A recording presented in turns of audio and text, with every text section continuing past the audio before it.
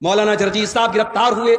بنارس کے بریلویوں نے، ہمارے بریلوی بھائیوں نے، کتنے بھائیوں نے مٹھائیاں تقسیم کی کہ چلو اہل حدیث کا مولانا گرفتار ہو گیا، چلو ہمارے مسلک کے خلاف تقریر کرنے والا اور دوسرے مسلک کا مولوی گرفتار ہو گیا، لوگوں نے خوشیاں منائی تھیں۔ اور آج جب مولانا سلمان اظہری گرفتار ہوئے تو ان کو محسوس ہوا کہ جب آگ لگے گی تو گھر تو ہمارا بھی جلے گا۔ آج آگ لگی ہے، آج ان کے مسلک کے عالم کو گرفتار کیا گیا، اور اللہ کا شکر ہے کسی اہل حدیث نے یہ اس پر خوشی کا اظہار نہیں کیا، بلکہ بہت سارے اہل حدیث علماء نے، اور میں خود ان میں شامل ہوں، میں نے بھی اس کی مخالفت کی اور میں نے سپورٹ کیا کہ مولانا مفتی سلمان اظہری کو گرفتار کرنا غلط ہے۔ اس طریقے کی بیان بازی تو بہت سارے لوگ دیا کرتے ہیں، ایک معمولی سے بیان پر اریسٹ کرنا اور گرفتار کرنا یہ انصاف کا تقاضا نہیں ہے۔ کب تک لڑتے رہو گے؟ کب تک آپس میں اس طریقے سے مسلک کے نام پر کھیل کھیلتے رہو گے؟ اگر آج اسلام کا کوئی دشمن آپ کے مسلمان کو پکڑ کر کے اس سے زبردستی کہتا ہے تم فلاں مذہب کا نعرہ لگاؤ اور فلاں معبود کا نعرہ لگاؤ، تو ہم اس کو دیکھ کر ہمیں غصہ آتا ہے، لیکن آپ جاؤ دیکھو